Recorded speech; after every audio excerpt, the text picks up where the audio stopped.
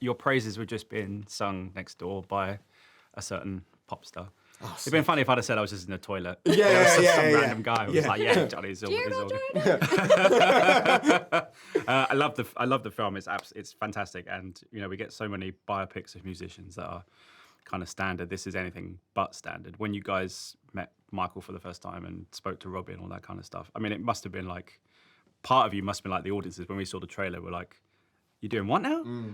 And yet, it's pretty amazing. I mean, if you've spoken to Michael, you would know that there is something about that man that you just trust him. Yeah. He's someone who is so confident in his vision, and he's very careful. He doesn't make any decision lightly, that the second he starts to talk about something, you just buy in. And it was great that he was so generous with us with his visuals that he was aiming towards.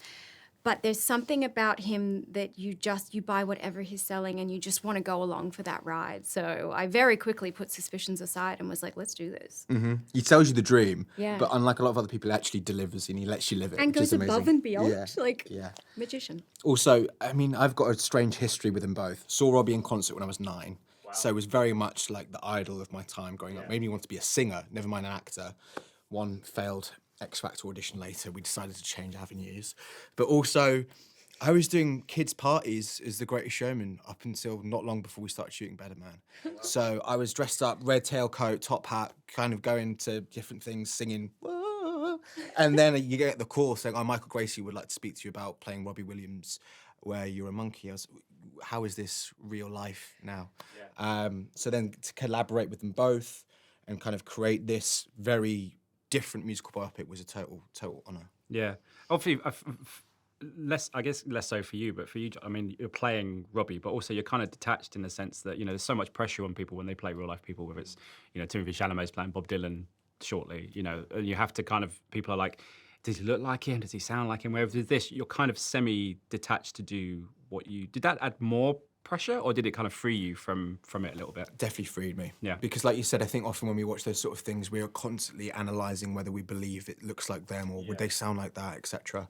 Whereas this, being a monkey, you straight away, you put your gauntlet down, you say, this is our interpretation, this is our version of Robbie Williams, we're not doing a documentary style film. So of course you still try to study those idiosyncrasies that makes Robbie Rob, those little kind of movement patterns and speech patterns.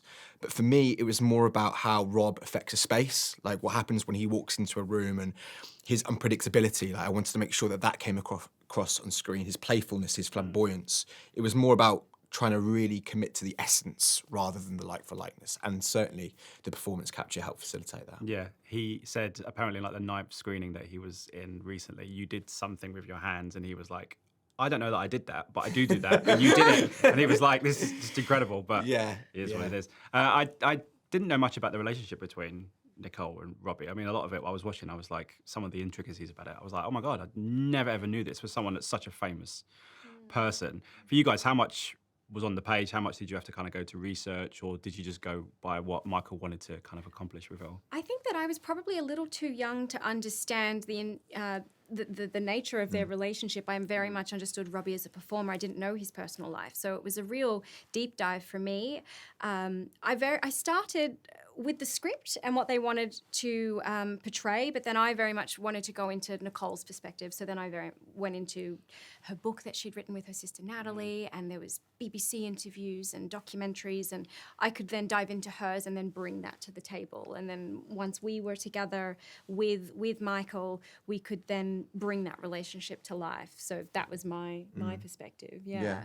The thing for me is I just wanted to make sure I created a version that people weren't expecting, or the version everyone feels like they know who Robbie Williams is, especially over here because his life has been so well documented for so long. Pardon me. I just wanted to make sure that people understood the different sinews, the different strings to his kind of proverbial bow, as it were. Yeah. And I think that makes it's really important in our story because he still needs to feel relatable. I think the problem with fame now is you put fame on a pedestal and you go, they are separate to us. And that's why people can speak so freely and cruelly about them, because they don't resonate. They don't think they can, they're different. Whereas in our story, we still show Robbie as the little boy and the son who worries about his mum and the grandma that worries about him, etc. So it's really making sure that we really stretched everyone's opinion and idea of him. Yeah. Who told you about the crisp thing? What's the crisp thing? Do you know? I was trying to work out what that was That's- because he does it as a kid, Yeah. and then It's beautiful. It's just something he told Michael. I think really early on, Michael and Robbie sat down and they just recorded Robbie speaking about his life. And I think it was one of the anecdotes that Robbie said. And again, it's one of those brilliant little visual hooks that gets you into totally. a little kid, like that dynamic straight away. And so, yeah, we used it. I wanted to ask you about, I don't want to spoil it for anybody, but you have this wonderful kind of dance sequence because it is a musical in some respects. How is that in terms of not just doing the dancing but challenging? Because you obviously I mean, I presume you had some sort of CGI garb on, and for you performing, it's even more of a dance than it is an actual dance. I headbutted the helmet a couple of times, yeah. Yeah, eyes were nearly lost, weren't they? Yeah. And I got a couple of bruises. The ping pong sort of balls that are all over the suit I'd have to sort of press off, and I had welts all over me, and it was a challenge. Yeah. But the dance itself was a challenge. But then you don't realize that kind of stuff until you're there on set in the suit. But What was really handy for us is we had two guys from Weta with us all the time, Andy Taylor and Luke Miller, who were kind of the supervisor producer. And their big thing is we never want the technology to get in way of the story or to get away with the feeling that we're trying to achieve at that time. So when they see that we'd be in this kind of close proximity and there was maybe a bit of danger, they're like, let's get the helmet camera off. Let's not worry about that. Our artists are talented enough to be able to kind of push in and do all of that. they probably said they were worried about me bashing into it. They probably just said that. It's about the performance. Did you get to keep a thing for rainy days? To be honest, Put the the thing amount on? I sweated in that, I would not want. I was They like, probably you can set keep fire that. to it after you Yeah. Good lord. Oh, guys, it was such a pleasure talking to you. Thanks so much for your Oh, time. thank I you wish so you all the much. best. Nice to meet you. That was lovely. Thank you so much. Ladies and gentlemen, you're watching Hey You Guys. Hey, you guys! Hey, you guys. Hey, that's what they all say. Hey, you guys. Hey, you guys!